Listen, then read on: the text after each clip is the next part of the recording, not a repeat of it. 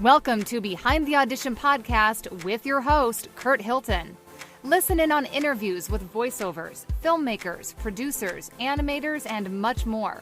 Curt, a voice actor himself, will give insider tips to the business, talk with guests about how they got into the business, and be sure to stay tuned to the end of the podcast when he challenges his guests with a pop-up audition.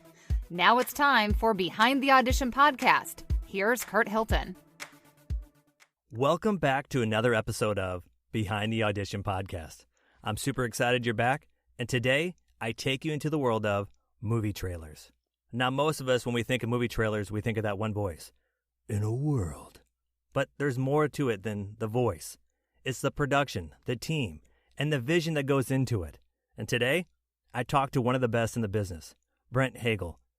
Brent Hagel is the owner of Trailer Voice Artist. Brent and his team have done work for HBO, Netflix, Lego, and the list goes on. Brent gives tips to those who want to get into the movie trailer business and what it takes to make that movie trailer come alive. So sit back and enjoy another episode of Behind the Audition podcast. All right, it's time to welcome to the show the one and only Brent Hagel. How are you doing today? Fantastic, Curt. Thanks for having me. Absolutely. And first of all, how is everything in California right where you guys are at? You know, it's been smoky probably the last couple of weeks, but it's died down a bit here. So luckily we got a really nice day today. Awesome. I'm glad you guys are doing well. Has the wildfires affected business for you guys? Not so much. It's just the air quality is terrible. And it's, just there's ash all over all the cars. And it's just the air quality is the worst it's been, I think they said in 20 years or so. My goodness. Well, again, thanks for being on the show. And I just want to talk about, how you got into the world of voiceover. So if you could just tell me a little bit how you started and what was your first big gig? Okay, we'll do the express route. Always was interested in getting into entertainment somehow. Didn't know if I wanted to be a cameraman or a writer or whatever. Became the sound guy in high school and just started lugging out speakers to the quad at lunch and playing music and doing live announcements. That led into live announcements for homecoming and rallies and things like that. Got comfortable behind a mic in front of crowds of people. Got a season pass to Universal Studios Hollywood because I was a broke high school kid. So I drove to Universal Studios a lot, listened to a lot of theme park spiel rides, just kind of listened to all the audio being played at Jurassic Park and Waterworld, the live show. I kind of got to absorb the content of that. And then just kind of tried to find a path getting into voiceover. I didn't really know. There's no official voice school or anything like that. So I tried to take radio courses and communications courses and things like that in college. Eventually did some sports radio broadcasting at UC Berkeley. Went to audio school for a little bit. My professor told me to drop out because he's like, dude, you already know what you're doing. Don't take out all the student loans. Just go build a studio, go do your thing. And then just a lot of trial and error, man, taking workshops. I did about 7, 8, 9, 10 years of workshops here in LA, worked with a lot of coaches. And it's just over time, one clue led to another, one step led to another. This is not an overnight thing. It's you do it for life. So I'm still evolving as an artist and as a manager and as somebody who is, overall wants people to win in voiceover. So if I can help save someone thousands of dollars or help someone learn something quick and give them that aha moment, I try to take that step because I've been there and I've kind of made every mistake along the way. Absolutely. And, I watch your work on all the social media platforms. You do amazing. And I love how you actually help other voice actors out there. And you look so calm and patient and, you make it feel like you're in the booth with you. I appreciate you doing that for all those voice actors. And I guess my question is, what first trailer did you see that made you want to do the voice trailers and, start your business? Oh man, I'm just a huge fan of trailers. I really like the Aliens trailer. I like the Jaws trailer. Percy Rodriguez, it was a great narrator. He did that Jaws trailer. I really love the Matrix trailer. I'm a huge fan of, Ashton Smith and Scott Rummel and Howard Parker and, of course, Don LaFontaine, Al Chalk, John Leader, all the predecessors that came before me. These are all people that I admire and I look up to, and I'm kind of the next generation of that. They're still holding on to a majority of the work at this point, just because they haven't yet retired. But there's a line forming behind them of people who have been putting in 20, 30 years of voice acting work to get to that main stage. I mean, that is the highest echelon of I guess you would call it voiceover announcing, acting / announcing, because it's not really animation, but it's more of cinematic storytelling. Yeah. So I watch them all. I love them all. I don't think there's a single one. I loved all this Jurassic Park and E.T. and all the Steven Spielberg films too. I think those are all great. Anything that's just like you hear that VO come on, you're like, I have to see this movie. And you do that. You guys do that with your team. I mean, you are the owner of Trailer Voice Artists, and I guess your staff is amazing. You're amazing. And do you said Don LaFontaine. Do you think there'll be another Don LaFontaine out there?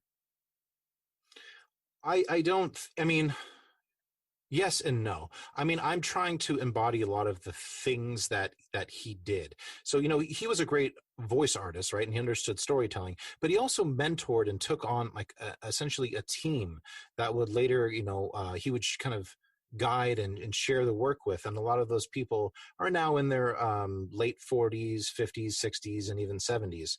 So he not only, was great at what he did, he kind of tried to build a community of great artists around him. So what I really admire that from what he did, and I'm kind of trying to replicate that in my own life. And he would give to charity, and there's just a lot of things about Don that qualities that I really admire, and I'm trying to take on and emulate in my career. So I hope that makes sense. Absolutely, it does. And when you and your team get together, what do you guys talk about that makes the perfect movie trailer? And what is it about movie trailers that gets you guys excited? Like when you get in the booth, what gets you guys going about the trailer you're going to voice? Well, usually it's, watching the first cut, being part of, a huge blockbuster film is always fantastic. It's really about the grounded cinematic storytelling. There's not going to be very much VO in actual trailers at this point. They're using actor dialogue to really tell the story. Like the 70s, 80s, 90s, early 2000s, they would hire a VO announcer and he would kind of tell you the story. This man, this time, this place, that sort of, right? Now it's kind of the actors are giving you a glimpse of the story, right? They're selling you the world. So the VO is going to come in on the TV spots. Critics are calling it the best film in years, right? So it's going to be the TV spots. We're doing the hard sells. We're doing the nominated for 8 Academy Awards. The Academy Award season comes around and they hire an announcer. But I think it's just the rush of the audition, right? There's so many people competing. The rush of getting to work with the trailer house, cutting it, getting to work with the studio, putting it together, and just getting the call from your agent. Just the whole process of it is very exciting because you've worked very, very long years to even get in a market position to be able to get a chance to audition for something. So the whole thing is extremely exciting.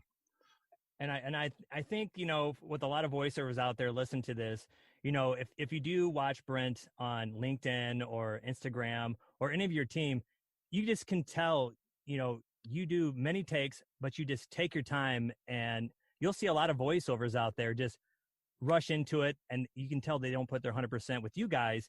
It feels like the trailers from past as well. So, great job from all your team and yourself as well. Yeah, thanks. I mean, when I'm working with people in workshop, everyone does exactly what you say. Coming soon to a theater. No, it's like they read really fast. Like it's like they're trying to get through the copy as quick as possible, mostly because of nerves. Right. But if you ever, when you watch a trailer, the voiceover is very slow. It's like you're trying to introduce somebody. It's like a video game trailer. Any of these trailers, you're introducing someone to a world. A movie is an experience, right? Yeah. You're introducing someone to the story. And when you're trying to explain something to somebody, you don't talk quickly. And sometimes they'll say, look, break it down even like by syllable, go so slow. It's supposed to feel weird and uncomfortable to read it this slow, but that kind of gives them a guideline as to where to start. Yes, obviously the read will be a bit quicker, but go as slow as you possibly can and then work your way back up. And same with volume-wise. If people come in when they're trying to voice a trailer, and they're trying to do this Don LaFontaine trailer thing, and I'm like, hey, what if you just backed off the mic? Okay, just get a little closer. Back off your projection-wise. Speak softer. Yeah. And then you couldn't lean in. Now, in a world of heroes, and you really sell the voice. Use your pipes to your advantage. Let that microphone work. Um, so yeah, I mean, it just takes practice, and it takes trusting yourself and your instrument, and kind of exploring within yourself. What does my most grounded cinematic voice sound like? And you don't need to like pitch up wildly or pitch down wildly and get super gravelly on it. Mm-hmm. It just needs to sound. It needs to sound like this person is a real cinematic storyteller that I can trust. They're a little bit authoritative. It's an authoritative voice, but it's still kind of someone that has been there before, if that makes sense. And there's, hey, this is what it was like. Let me tell you something, kid. That sort of thing. Absolutely. And I take some of your advice, like when I'll do some auditions for promotions, or I'll do auditions for commercials. I'll like have you on the side, like some of your voice, voice promotions you show on like online. Like sometimes you'll go, critics agree. Like when you do that voice, I'm like, try slow when you want to do it, slow it down. So are you a hard coach? I mean, I can totally see you being like a real respectful coach, but is there sometimes you got to be tough on your team? Well, I mean, I go through the Dropbox and I listen to everything, and I just call you. I'll kind of be like, I'm like, vocal quality, awesome. Sound of your studio, awesome. The read was too fast. This part, you missed the turn, or you didn't punch what you needed to be punched. But I'm trying to fight for everybody. I want everyone to win. I know, and if I can hear it, a producer can hear it, right? So when I send out a casting or audition, everyone uploads right to the Dropbox, and the producers or editor, whoever's working on the piece, has access to that Dropbox. So they're seeing in real time whatever you're uploading. So because I want them, I don't know what their timeline is. It's always now. So by the time I've gotten the audition or casting out, I'm already late. Everyone's already late, right? We're scrounging. So Sure. I listen to them as they come in. I'm gonna say, hey, I'm gonna leave that file in the Dropbox. Give me an alt. We just did something for HBO, and some things came in, and I'm like, hey, give me. And the reads were kind of flat because that's what they asked for in the specs. But I'm like, give me an alt, give me something that's a little more personality driven, a little bigger than you expect. But I really try to predict maybe what is intriguing to listen to, Mm-hmm. and also I try to have everyone cover all the different read styles that an editor would use for the piece. And sometimes it'll just be a wild piece where we get no first cut, we get no music or anything. It's just basically block letters on the page. So we're kind of, taking a stab in the dark.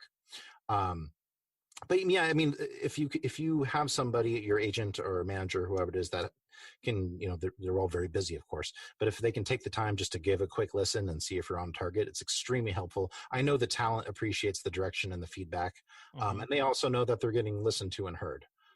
So I think that's important, just from an ego standpoint, like, okay, you listened, you heard, thank you so much for taking the time, Absolutely. And for one who wants to get into the world of voiceover or create movie trailers, what's one helpful tip you would give to that person just starting fresh? Just read a lot. Just read a lot. I mean, watch every trailer that comes out. Know the name of every trailer house making trailers. Know what trailers are being cut by which houses. Know which houses have relationships with which studios. Go on YouTube and watch the trailers weekly. A lot of channels on YouTube will make like a weekly kind of montage of the trailers that came out that week or even month. Watch every single one. Watch them all. And also you can go on YouTube and type in not just so-and-so trailer, but type in, because they're not using VO as much, right? Absolutely. So if you want to learn how to do VO, you need to type in the name of the movie and then behind it TV spot, because the TV spots are where they're casting VO for. Absolutely. And essentially, and those would be similar to radio spots. Radio spots are still hiring announcers. And as a voice actor myself, I still am trying to balance work life. I can imagine with you have a whole team, and you're a voice actor yourself. How do you work the work-life balance? I don't. I'm always on. I work. Because my job is to provide opportunities for artists, right? And my job Absolutely. is to service my own personal clients. So my wife just has to be understanding, and she is, because that's my life. So if I have an opportunity where I have some dead space, then I will spend it with my children, and I will eat dinner, or we'll go to the park real quick or something. But I try to stay within, 15, 20 minutes of my home. If I do have to go somewhere, I'll bring a mobile rig. But I also need, if a casting comes in, I need to be able to whip out my iPhone, say, hey, honey, I need to set up this Dropbox for this client, and send this out real quick. If it's a female casting, or if it's something that my specs don't apply to, I still need to provide this opportunity to everyone else. So yeah, I mean, she's understanding that this is my business, and I don't want to do this for 60 years. I want to do it. I want to have a great career. And then when I get to a certain point, I want to retire and get out. And like, that way I can kind of give the golden handcuffs back, It's a great job. I mean, I used to work 12 hours a day in a kitchen, so I'm extremely appreciative of this job. Absolutely. Well said. But well said. If you weren't doing voiceover work now, what do you think you'd be doing? I would be in a kitchen. I would be. I was an executive chef before this. So. Oh, nice. And I do have something to say about that, because the process of being a chef and the process of being a voice artist are very similar, right? You're taking something raw, some ingredients, and you're creating something with it, right? And so with VO, you're taking raw emotions, you're taking attitudes, you're taking voice, and you're building a finished product with your voice. So they're both very creative, and they do have their similarities if your brain kind of works like that, if that makes sense. And you're taking the music, you're taking the script, you're taking your cadences and your tones, and you're building kind of something to serve to somebody. Absolutely. I'm a big foodie, so I got to ask you, if I come over for dinner, what's your best dish that you're going to cook? Oh man. I've cooked pretty much everything. What's your favorite dish? How about that? I just like to barbecue because it's easy. I like to take a tri-tip and stuff it full of garlic. Just cut a bunch of slits in it and stuff it full of garlic, and then season the outside and cook it low and slow. Okay. And then, I'll take corn and I'll throw the whole corn on with the husk and everything, and just let the corn char up. Nice. I like to do some tomatillos and some jalapeno for like a salsa verde too, for like on the side. Maybe wild rice and maybe a starter salad or something. But I'm from the aspect of kind of having like appetizers, first course. I'm used to that world of having like a full meal where it's not just like one plate. It's like an evening of eating things. That's awesome. I'm from St. Louis originally, so I got to ask you. You said barbecue, and I live in North Carolina now. What do you like better, Midwest barbecue or Southern barbecue? Oh, on the spot. What would Kansas City be considered? So I got to say it correctly. It's ketchup. We some people in Missouri say ketchup, but it's ketchup. It's a ketchup base, and the Southern base is like a vinegar base. Oh yeah. I'm going to go with the ketchup base. I like a little sweetness. Nice. St. Louis style ribs. Can't go wrong. Wrong. So now it's time for the audition challenge. You ready? Sure. All right. So I'm going to give you this line, and you can choose the voice of, let's say, your favorite impression, cartoon character, or just basically any trailer voice you've used. How about that? And Sounds good. And you read this line, and the line is, I used one of your ones you use a lot because you do so well. Critics agree. The new caramel loca doca choca skim milk no drip latte is one to choose. Coming soon. Coming soon. Okay. That's like a fancy Starbucks order. Oh, I do. I mess with them at Starbucks. So yeah. Can I have a mocha choca? Yeah. All right. Let's see. Let's give it a shot. Okay. See if I can even get the words right in the first one. Go ahead. Critics agree. The new caramel loca doca choca skim milk no drip latte is the one to choose. Coming soon. Yes. Isn't that awesome? I love doing that with the guests. I think it's something fun, and you did an amazing job. Before we go, talk about your company, Trailer Voice Artists. Where can we see them, and where can we hear them? I think I just heard you doing a Netflix trailer. Was that right? Yeah, I did. I've done a few for them. They are a great creative team. Went to visit them a couple of times here in Hollywood. And they have an in-house team going. Sometimes they have to outsource to Trailer Park or some of the other organizations, but they do cut stuff in-house as well. Trailer Voice Artists, trailervoiceartists.com is a collection of top voice talent. I think I'm huge fans of each one of them. We voice the Golden Trailer Awards, and we work for companies like Netflix and Trailer Park and HBO and some major brands. We just did some stuff with Lego, and 3M and Lexus and Spotify and things like that. But yeah, I mean, the whole premise of it is to market ourselves to the trailer houses, of course, and networks and advertising agencies. So I am a manager, so I am there to help talent with demos, with marketing, with presentation, with creating opportunities. All union jobs are routed back through their agent, so their agent is a vital part of the process. I am just kind of there to continue to promote and expose these artists to buyers on social media, LinkedIn, things like that, to just create awareness for them. I found that was kind of lacking when I was, coming up and trying to gain exposure. Although I had very great representation, I found that I didn't really have any sort of marketing. There was no real marketing thing to kind of get new artists out there, or maybe veteran artists that have done a lot of work in the past, but new creatives come in, and kind of those artists that have done really well kind of get lost. So reintroduce them to the market is the idea. So I try to keep it very small. I'm not a talent agency. I'm not a massive talent agency with 300-400 people. I try to say, hey, if a project comes in, I have 3 or 4 people for you. Choose from these 3 or 4. Like Nice. these are your choices. Not like, here's a Dropbox with 75 voices. Go in there and take a look around. Absolutely. And I think it's important to have a personal relationship with someone who's marketing you or representing you too, because then they can know what you do. Like, hey, I have this one artist. She does this really cool flat read with a little bit of a lift, and I can really sell the person and describe their skills. It would just be impossible if you were working at a large talent agency. That's why large talent agencies have 5, 6, 7, 8 agents, because they need all those agents to meet that many talent and to understand what that many talent can do. So I do get a lot of people sending me demos and emails and things like that, and it's nothing personal, but I have to keep my focus on the people that have been with me since the beginning, the people that I know really well, and the people that I can help sell the best. It's in their best interest and my best interest. I agree. I think that's great. And if somebody out there listening wants to hire you or one of the team, how could they do that? I can go to the website, trailervoiceartist.com, and take a look at the talent on there. There's plenty of demos, shop around. So we do trailers, obviously, promos, narration, and commercials. The artists on there, they do some animation. Some of them are also animation artists, but that's not something that I know a lot about. So I say, hey, go to their agent for that stuff. Because I don't really, that's not my world. I didn't want to be the voice of Bugs Bunny. I wanted to be the movie trailer voice, right? So my expertise is in that area. But yeah, just go to the website, drop us an email, send us a script. No job too small, no job too big. We're here to find somebody to make it work for you.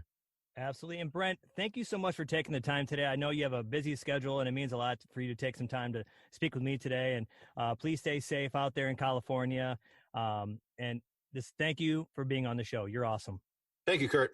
Appreciate it, man. Absolutely. Thanks for listening in on Behind the Audition podcast, made possible by Hilton Productions. If you need a male or female voiceover, contact us at hiltonproductions.com. Hilton Productions, let our voices do the selling.